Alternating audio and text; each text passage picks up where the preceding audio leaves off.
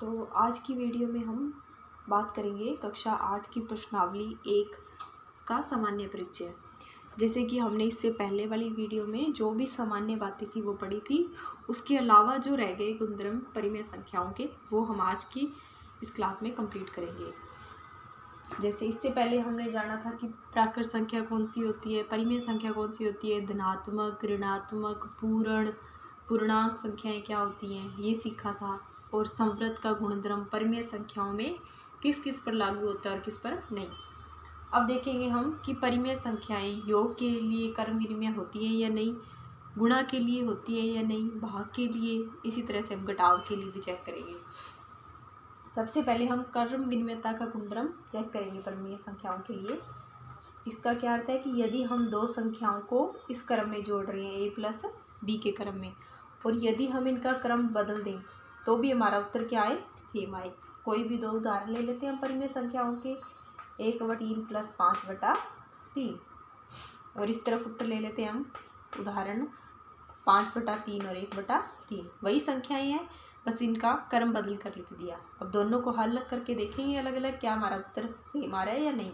5 और 1 कितना हो गया, 6/3। 6 में 3 का भाग देंगे उत्तर आएगा 2। इसी तरह से इस तरफ देखते हैं, 5 और 1 6, 6/3, 6 में 3 का भाग देंगे उत्तर कितना आएगा 2। दोनों तरफ उत्तर 2 आ रहा है जो कि बराबर है।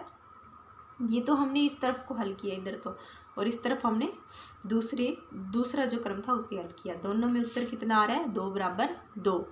तो इसका क्या अर्थ हुआ कि परिमेय संख्याओं में योग के लिए कर्म विनिमयता का गुणधर्म लागू होता है। इसके बाद हम चेक करते हैं परिमेय संख्याओं में घटाव के लिए कर्म विनिमयता का गुणधर्म। इसमें भी वही तरीका रहेगा कि दो संख्याओं को हम घटा रहे हैं और यदि उन संख्याओं का हम क्रम बदल दें तो भी क्या हमारा उत्तर सेम आएगा। कोई भी दो परिमेय संख्याओं का उदाहरण ले लेते हैं हम, जैसे 7/3 माइनस 4/3। अब दूसरी तरफ क्या करना है, हमने इनका क्रम बदल देना है। 4/3 पहले लिखना है और 7/3 बाद में। 7 में से 4 घटाएंगे उत्तर कितना आएगा 3। बटा में हर समान है तो लघुत्तम भी 3 आएगा। 3 में 3 का भाग देंगे तो उत्तर आएगा 1। अब इस तरफ हल करते हैं, 4 में से 7 घटाएंगे, अंतर तो दोनों का 3 है, लेकिन छोटी संख्या में से बड़ी संख्या घटा रहे तो उत्तर आएगा -3 और बटा में 3। 3 में 3 का भाग देंगे 1 और साथ में ये माइनस का चिन्ह भी। क्या दोनों बराबर है, 1 और -1? बराबर नहीं है। 1 और -1 बराबर नहीं है। तो इसका क्या अर्थ हुआ कि परिमेय संख्याओं पर घटाव के लिए कर्म विनिमयता का गुणधर्म लागू नहीं होता। इसके बाद हम गुणा के लिए चेक करते हैं। इसमें भी वही तरीका रहेगा कि यदि दो संख्याओं का गुणा हम इस क्रम में कर रहे हैं और उनका अगर क्रम बदल कर लिख देते हैं, क्या तब भी हमारा उत्तर सेम रहता है या नहीं। कोई भी दो परिमेय संख्याएं ले लेते हैं हम, 1/4 और 3/4, और इसका क्रम बदलेंगे तो 3/4 पहले आ जाएगा और 1/4 बाद में। अब इनको हल करते हैं, 3 का 1 से गुणा 3, 4 का 4 से गुणा 16, और इस तरफ 3 का 1 से गुणा 3, 4 का 4 से गुणा 16। अब यहाँ हम 4 का 4 नहीं लिखेंगे, 4 का 4 तब आएगा जब हम जोड़ या घटाव कर रहे हैं, लेकिन यहाँ हम किसके लिए चेक कर रहे हैं, गुणा के लिए। तो अंश का भी गुणा होगा और हर का भी गुणा होगा। दोनों में उत्तर 3/16 आ रहा है। तो इसका क्या अर्थ हुआ कि कर्म विनिमयता का गुणधर्म गुणा के लिए लागू होता है। इसके बाद हम चेक करते हैं कर्म विनिमयता का गुणधर्म परिमेय संख्याओं में भाग के लिए। इसका क्या अर्थ होगा कि यदि दो परिमेय संख्याओं का भाग देते हैं और उनका क्रम बदलने पर उनका भाग देते हैं, क्या तब भी उत्तर हमारा सेम आएगा। उदाहरण ले लेते हैं हम, दो परिमेय संख्याएं, 1/5 भाग 2/5। क्रम बदलेंगे तो 2/5 पहले आ जाएगा और 1/5 बाद में। मैंने पिछली क्लास में बताया था आपको कि जब भाग को गुणा में बदलते हैं हम, तो उसके बाद वाली जो भिन्न होती है वो उसका व्युत्क्रम हो जाता है। जो अंश है वो हर बन जाएगा और जो हर है वो अंश बन जाएगा। पहले भिन्न 2/5 थी, अब इसका व्युत्क्रम 5/2 हो जाएगा। 5 से 5 कैंसिल हो जाएगा, अंश में क्या बच गया 1 और हर में क्या बच गया 2। अब इस तरफ देखते हैं हम, 2/5 भाग को गुणा में बदलेंगे, 1/5 भिन्न है, क्या बन जाएगी 5/1। 5 से 5 कैंसिल हो जाएगा, अंश में बच गया 2 और हर में 1। क्या 1/2 और 2 बराबर है? बिल्कुल भी बराबर नहीं है। ये तो आधा है और ये क्या है 2। तो इसका क्या अर्थ हुआ कि परिमेय संख्याओं के लिए जो क्रम विनिमयता का गुणधर्म है वो भाग के लिए लागू नहीं होता। इस तरह से हमने देखा कि परिमेय संख्याओं के लिए क्रम विनिमयता का गुणधर्म योग के लिए लागू होता है, घटाव के लिए लागू नहीं होता, गुणा के लिए लागू होता है, फिर भाग के लिए लागू नहीं होता। इसके बाद हम चेक करते हैं कि परिमेय संख्याओं के लिए सहचार्यता का गुणधर्म। योग के लिए चेक करेंगे, सहचार्यता में हम 3 संख्याएं लेंगे, ए, बी और सी। क्रम विनिमय में हम केवल 2 संख्याएं ले रहे थे।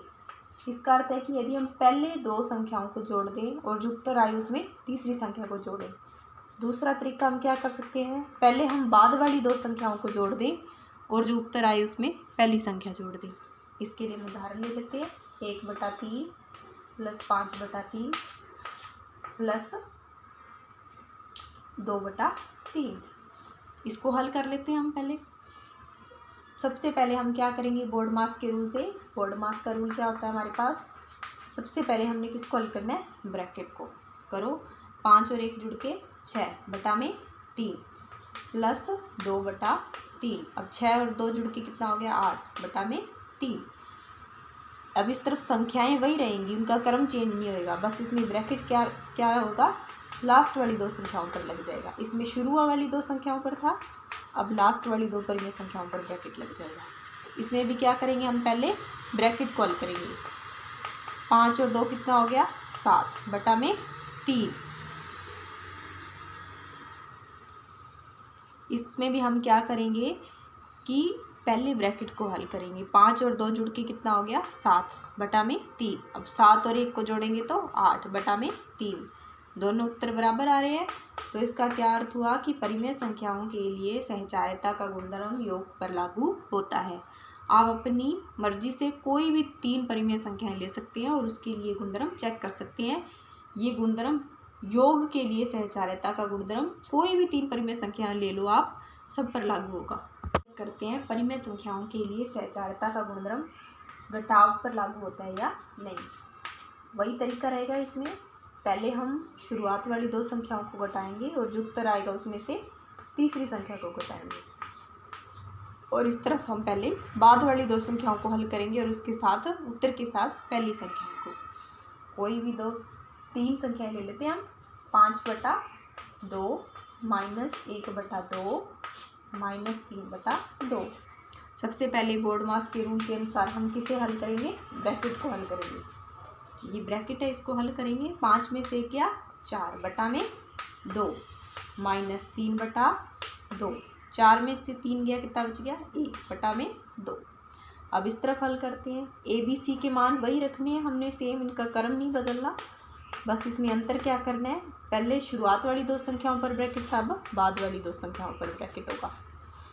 सबसे पहले ब्रैकेट को हल करेंगे हम। 1 में से 3 जाएगा तो कितना बच जाएगा, -2 बचेगा, क्योंकि हम छोटी संख्या में से बड़ी संख्या घटाए। तो माइनस और माइनस कितना हो गया, फिर प्लस हो गया। तो 5/2 प्लस 2/2 कितना बच गया अभी, ये 5 और 2 कितना हो गया, 7/2। क्या 7/2 और 1/2 बराबर है, नहीं है बराबर।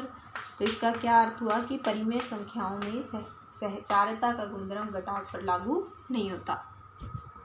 इसके बाद हम सहचार्यता का गुणधर्म गुणा के लिए चेक करते हैं।